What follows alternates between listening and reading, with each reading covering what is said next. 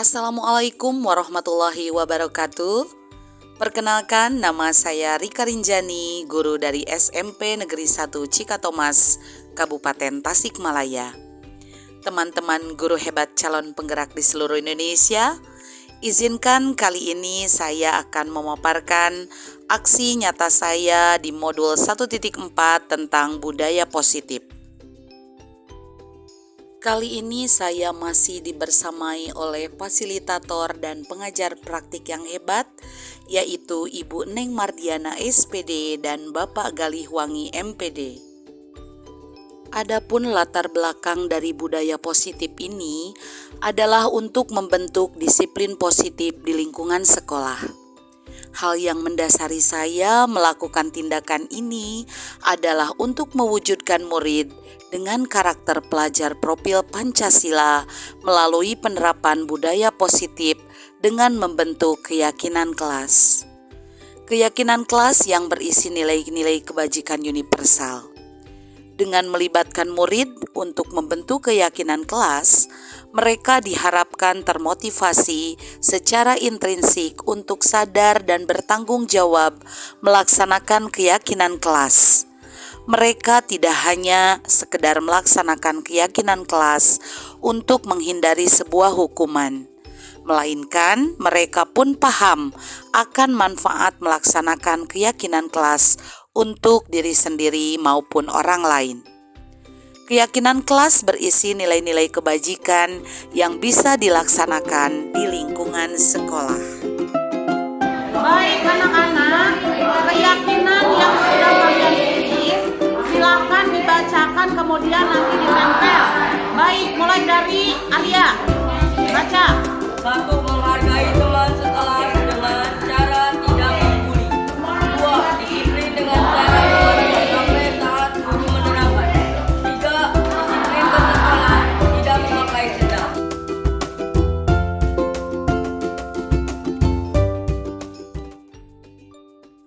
Hal pertama yang saya lakukan adalah membentuk keyakinan kelas di kelas saya. Setelah saya membentuk keyakinan kelas, saya melakukan presentasi modul 1.4 yaitu budaya positif kepada rekan sejawat di lembaga tempat saya mengajar. Adapun prosedur yang saya lakukan untuk melakukan pengimbasan adalah: yang pertama, saya meminta izin kepada kepala sekolah. Yang kedua, konfirmasi dengan rekan sejawat. Dan yang ketiga, menentukan jadwal untuk pengimbasan tersebut. Bapak dan Ibu guru hebat, adapun eksplorasi konsep yaitu yang pertama, perubahan paradigma stimulus respon lawan teori kontrol. Yang kedua, makna dari disiplin dan 3 motivasi perilaku manusia. Yang ketiga, keyakinan kelas, hukuman dan penghargaan atau punishment and reward. Yang keempat adalah kebutuhan dasar manusia. Yang kelima, posisi kontrol. Dan yang keenam diakhiri dengan segitiga restitusi.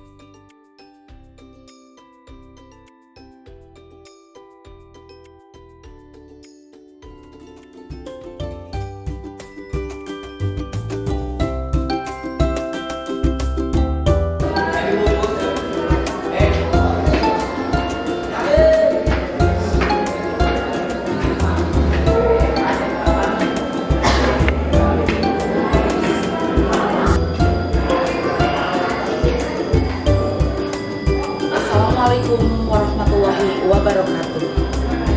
Hai Ibu dan Bapak guru hebat di seluruh Indonesia. Saya Rika Rinjani, calon guru penggerak angkatan 6 dari SMP Negeri 1 Cikatomas, Kabupaten Tasikmalaya. Kali ini saya akan melampirkan tugas aksi nyata saya di modul 1.4 budaya positif. Mulai saya terapkan di lingkungan sekolah hingga melakukan aksi nyata dengan dalam bentuk diseminasi dengan teman sejawat di sekolah kami. Selamat menyaksikan.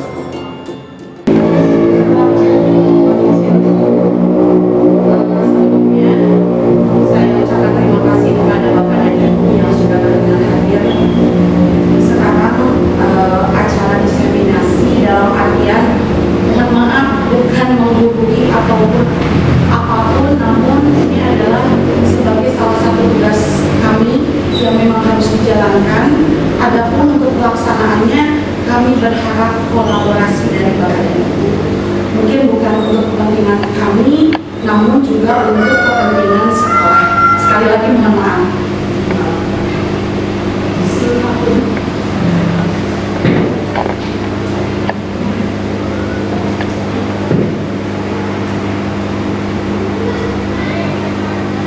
Assalamualaikum warahmatullahi wabarakatuh.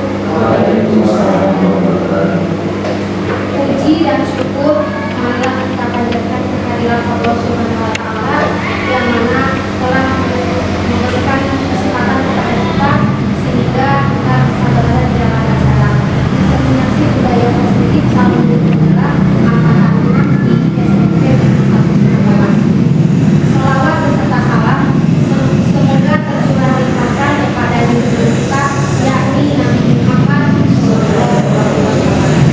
Yang terhormat Bapak Kepala Sekretariat yang kami hormati Ibu Bapak Guru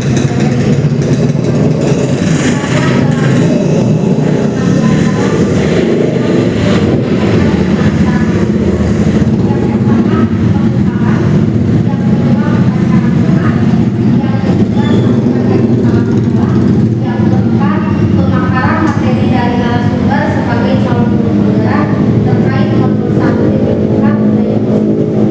Yang kelima, yang terakhir, acara yang pertama yaitu pembukaan. Mari kita buka acara ini dengan bacaan basmalah bersama-sama. Acara yang kedua yaitu pembacaan doa. Sebelum acara dimulai, mari kita membacakan surat Al-Fatihah bersama-sama.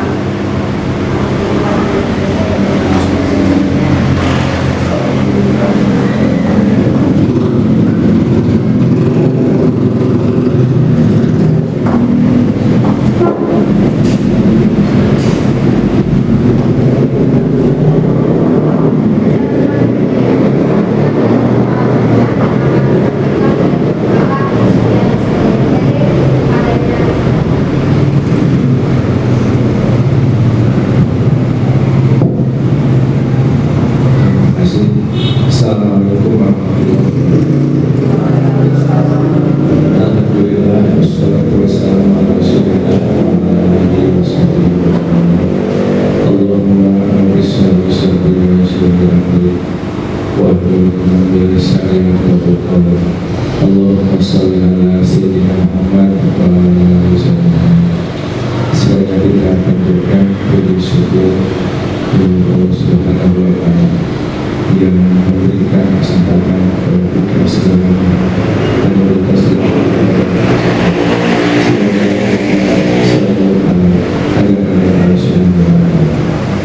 selalu dari salam semoga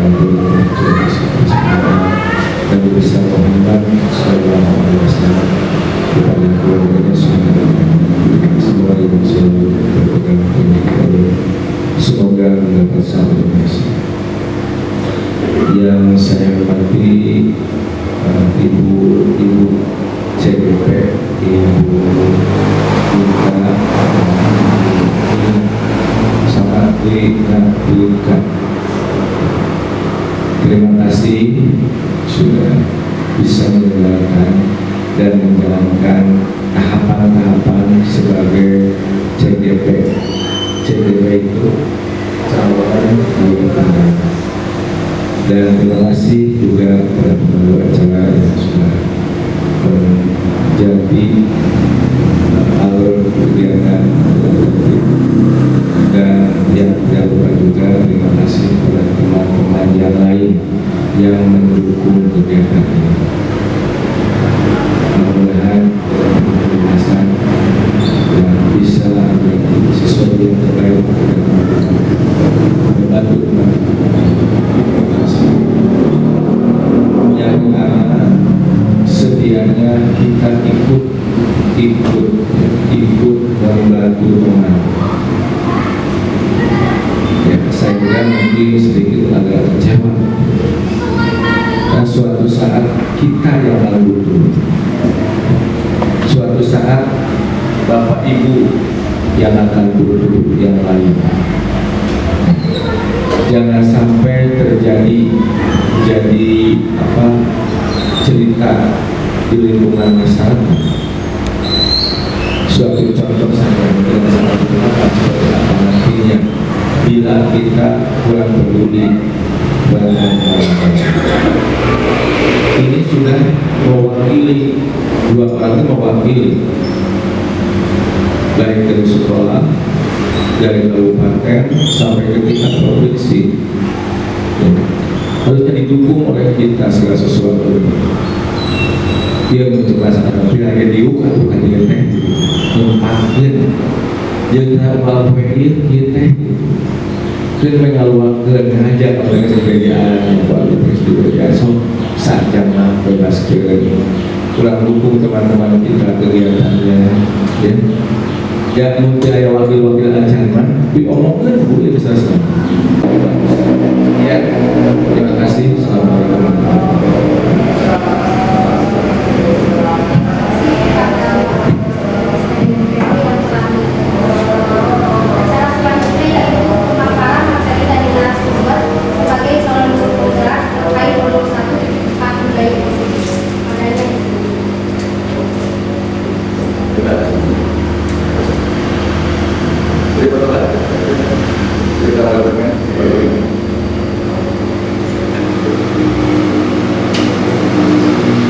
Baik, bismillahirrahmanirrahim. Assalamualaikum warahmatullahi wabarakatuh. Yang terhormat Bapak Kepala Sekolah dan juga yang saya hormati Bapak dan Ibu guru hebat yang sudah hadir di sini, saya ucapkan terima kasih banyak kepada Bapak dan Ibu yang sudah menyempatkan waktu untuk hadir di acara diseminasi aksi nyata tugas saya di modul 1.4 tentang budaya positif, di mana budaya positif ini sebagaimana kita tahu bahwa menurut Ki Hajar Dewantara, pendidikan itu merupakan suatu pengajaran yang menuntun para murid untuk ke arah yang lebih positif. Kita juga mengetahui bahwa 3 semboyan Ki Hajar Dewantara, Ingarso Suwidodo, Ingmario Mangkukarso, dan Tuturi Handayani, di mana kita sebagai pendidik harus menjadi suri teladan, memberikan semangat dan mendorong terhadap pendidikan. Kemudian selanjutnya di sini tujuannya adalah untuk mewujudkan budaya positif dengan berpijak pada motivasi intrinsik guru sebagai role model bagi murid-muridnya. Jelas, motivasi itu harus datang dari diri Bapak dan Ibu. Ketika kita sudah ada motivasi dari diri, itu bersifat jangka panjang. Artinya, ketika kita sudah menanamkan itu dalam diri, kita tidak akan merasa bahwa diri kita itu ada unsur keterpaksaan. Adapun motivasi eksplisit dari luar ataupun dari belakang, depan, samping dan sebagainya, itu adalah sebagai bahan pendukung kita untuk lebih lagi memotivasi diri lebih berkembang lagi. Baik. Kemudian tujuan pembelajarannya di sini adalah untuk memahami ada yang dinamakan dengan restitusi. Nanti saya paparkan sebagai salah satu cara untuk menanamkan disiplin positif murid di sekolah ataupun di kelas. Kemudian juga guru tugasnya adalah menuntun, membimbing mereka supaya mereka bisa menjalankan apa yang seharusnya. Kemudian di sini tentunya Bapak dan Ibu juga mengetahui sekarang pendidikan berdasarkan pada profil pelajar Pancasila. Ada 6 di sini, di antaranya yang pertama beriman dan bertakwa terhadap Tuhan Yang Maha Esa dan berakhlak mulia, kemudian mandiri, bernalar kritis, berkebinekaan global, gotong royong, dan ya.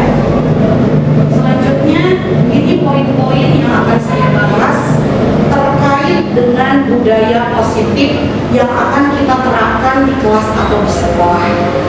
Yang pertama, disiplin itu merupakan salah satu bagian dari nilai-nilai kebajikan yang harus kita miliki dan harus kita kembangkan, terapkan kepada siswa kita. Artinya bahwa kita sebagai pendidik atau guru harus bisa menggiring Bapak dan Ibu, menggiring mereka ke arah merefleksikan nilai-nilai kebajikan. Apa sih antaranya? Ada disiplin, bertanggung jawab, kemudian toleransi, bekerja sama, di mana kita harus kita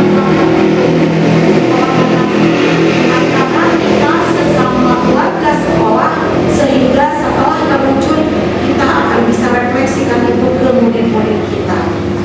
Oke. Kemudian selanjutnya di sini ada teori motivasi. Seperti yang sudah saya sebutkan tadi, bahwa motivasi itu ada dua, ada yang intrinsik, ada yang ekstrinsik. Artinya bahwa motivasi itu yang pertama datang dari diri, mulai dari diri. Sebagaimanapun kuatnya motivasi ekstrinsik dari luar, ketika kita tidak mempunyai niat yang dari dalam, itu tidak akan terwujud. Mungkin Bapak dan Ibu juga rasakan, bisa dirasakan. Nah kemudian hal ini kaitannya dengan kebutuhan dasar manusia. Ketika kita berada di kelas, ketika kita berada di sekolah, kita harus memahami Bapak dan Ibu, kebutuhan dasar apa aja sih yang harus dipenuhi kepada murid-murid kita. Ada 5 di sini. Yang pertama adalah kebutuhan tentunya kalau dari segi psikologis, sandang, pangan, papan, jelas. Kita sebagai makhluk hidup, kita sebagai makhluk sosial, pasti itu dibutuhkan. Yang kedua dari segi psikologis.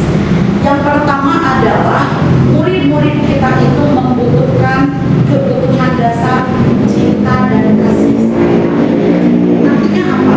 Ketika kita menghadapi murid yang cenderung misalkan di kelas itu tertidur tanpa semangat, kita tidak boleh menjudge mereka bahwa kamu tukang tidur, kamu tukang bolos, kamu tukang tidak aktif, artinya pasif di kelas. Tetapi harus kita tanya dulu, mungkin aja background keluarganya seperti apa, sehingga dia tersebut membutuhkan cinta dan kasih sayang dari kita. Nanti ada hubungannya dengan posisi kontrol kita sebagai guru. Yang kedua adalah kesenangan. Tentunya Bapak dan Ibu juga di kelas bisa mengetahui bahwa mereka anak-anak di sekolah ataupun di kelas bersenda gurau dengan teman-temannya. Itu adalah kebutuhan mereka, yaitu kesenangan.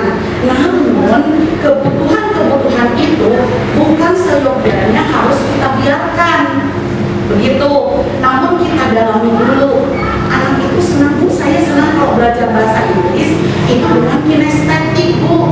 Saya tidak senang dengan visual, saya tidak senang dengan auditory, begitu. Nah, artinya makanya kita gabungkan, kita kaitkan dengan pembelajaran diferensiasi yang sedang kami jalankan sekarang. Kita harus memahami itu. Tidak boleh kita menjudge anak. Sekeras apapun hati anak, tidak akan sekeras batu. Begitu juga kembali dengan kita pribadi sebagai guru. Kemudian yang ketiga adalah kebutuhan dasarnya kepuasan. Anak itu memiliki kebutuhan dasar, saya ingin puas, Bu. Contoh, ketika mereka bersenda gurau dengan teman-temannya, mereka saling mencela, mereka saling menyudutkan, itu ada sisi mereka ingin puas. Nah, kebutuhan dasar tersebut kita luruskan, kita tanya anak tersebut, nanti hubungannya dengan posisi kontrol dan juga segitiga restitusi yang akan dibahas. Nah, selanjutnya yaitu keamanan. Anak itu perlu aman, Bapak dan Ibu. Artinya ketika mereka membutuhkan pertolongan kita sebagai pendidik atau guru,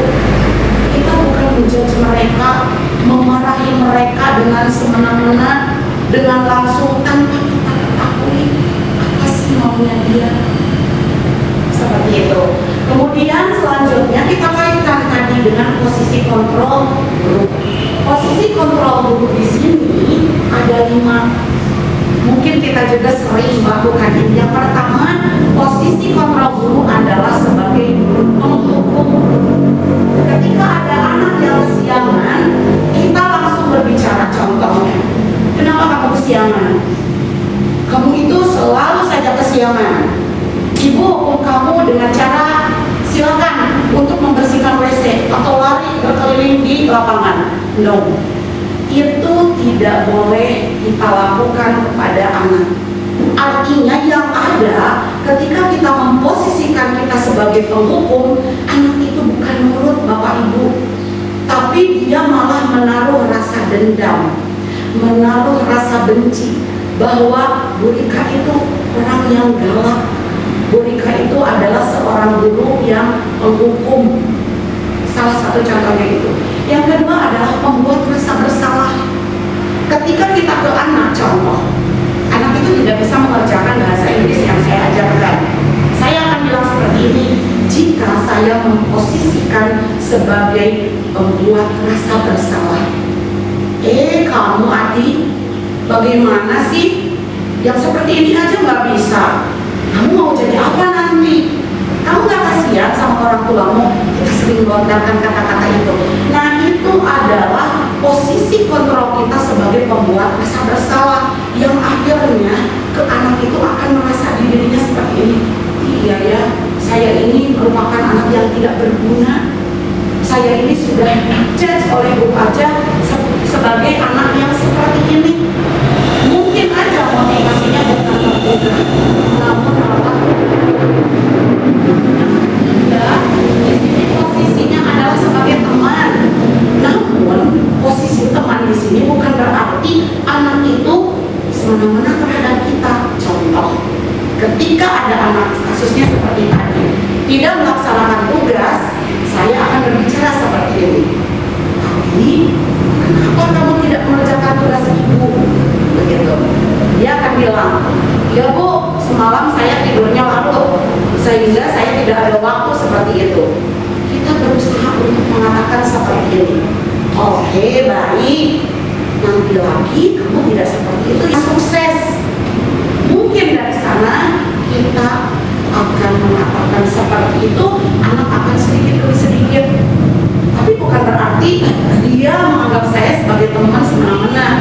Namun kita posisikan kita sebagai guru itu sebagai posisi kontrol teman itu, bahasanya seperti apa, gestur kita seperti apa. Oke. Kemudian yang keempat, sebagai pemantau. Kejadiannya mungkin banyak, anak kesiangan.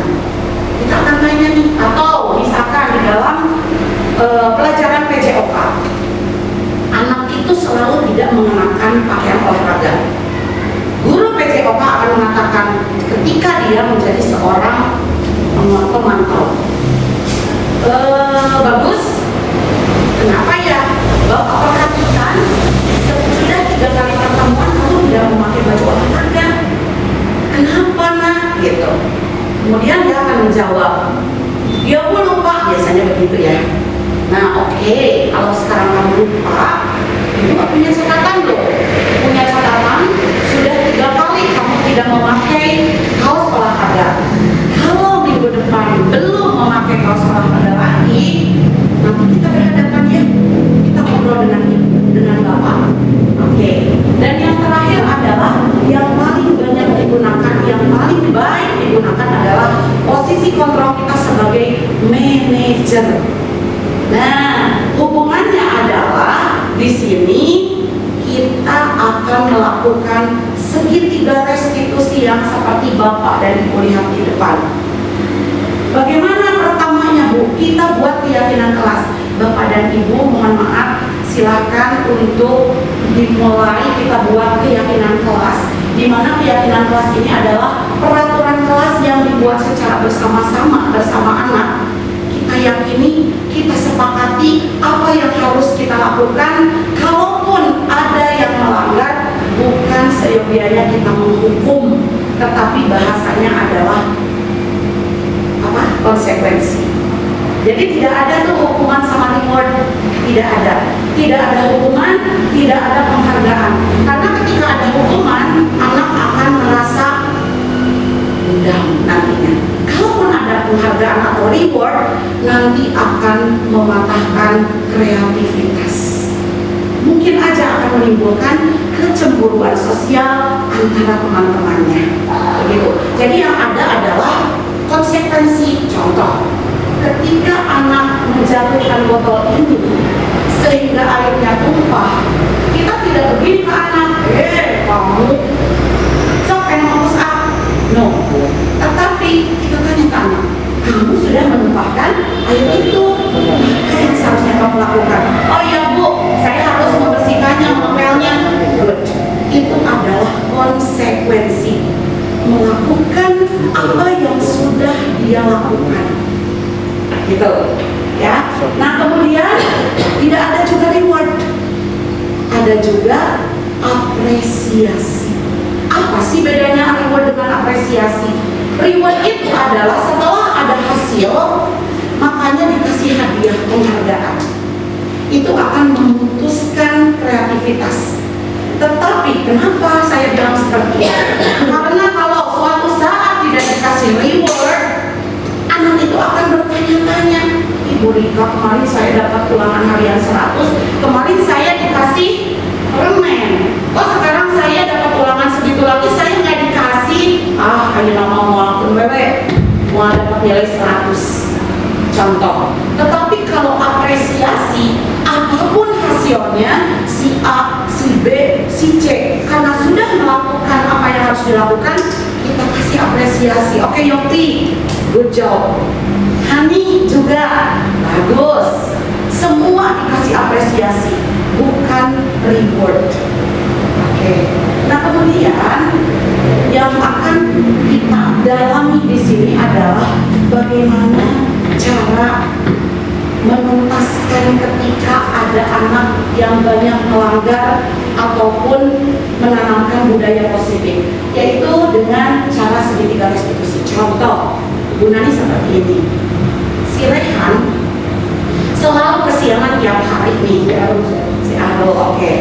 Kemudian setiap pelajaran Bu Nani, anak itu selalu aja kesiangan. Ibu Nani seyogianya melakukan segitiga restitusi dengan cara apa? Oke, bilang ke Arul, Rul, nanti sepulang sekolah atau istirahat, Ibu ini bantu kamu ya. Oke. Kita adakan diskusi dengan anak di ruangan yang tertutup, bukan terbuka. Bukan memarahi anak di depan umum, karena itu akan membuat mereka jadi down. Kita tanya, ada 3 langkah nih. Yang pertama adalah menanyakan keyakinan.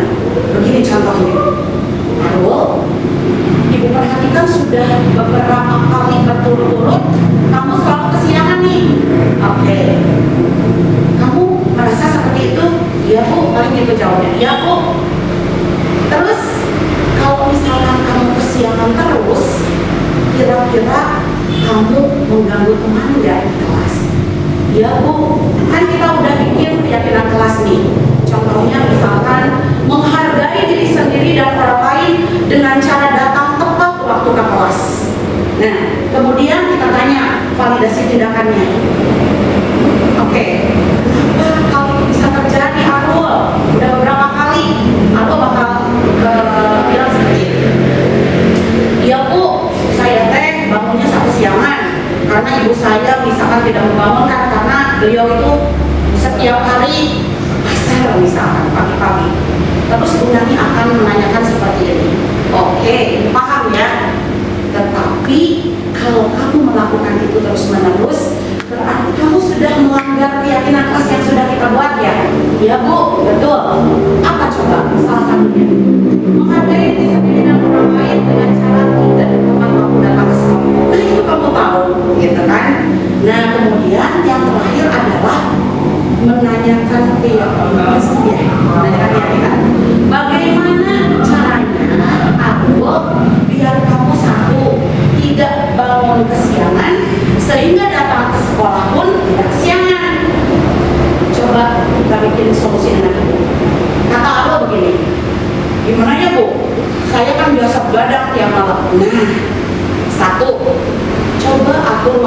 kamu supaya kamu tidak selalu begadang.